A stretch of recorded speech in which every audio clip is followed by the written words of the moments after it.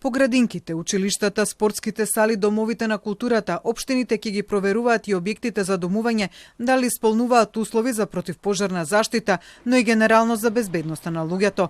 Ова денеска го соопшти претседателот на ЗЕЛСИ, градоначалникот на Кисела Вода Орцек Ѓорѓиевски, кој најави дека утре ќе се знае каква е безбедносната состојба со објектите од јавен карактер во општините по вонредната контрола која беше спроведена по страутната несреќа која се случи во дискотека во Кочани.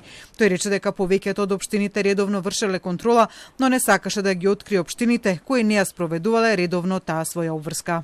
Јас не можам сега да излезам со имиња на општини или со имиња на градоначалници, но ви кажувам дека постојат објективни причини во многу од општините зашто до сега не се вршеле проверки. Јас жалам што не е секаде состојбата проверувана изминатите години и претпоставувам дека има општини кои што можеби и од објективни причини не го направиле тоа. Кои се објективните причини и зошто тоа го споменав и во мојата пресконференција е делот на недоволно инспекцијски служби. На овие општини, како што информираше Ѓорѓиевски, ќе им се помогне така што на располагање ќе им бидат ставени инспекцијските служби на поголемите општини, се додека тие не се обезбедат своја инспекцијска служба. Ѓорѓиевски најави дека стамбените згради се следни за контрола. Во строга контрола влегуваме во стамбените згради, затоа што и стамбените згради треба да имаат соодветна хидранска мрежа, треба скали за пожар, не дај Боже, и такви работи да имаат, да ги исполнуваат основните елементарни услови за да функционира таа стамбена зграда.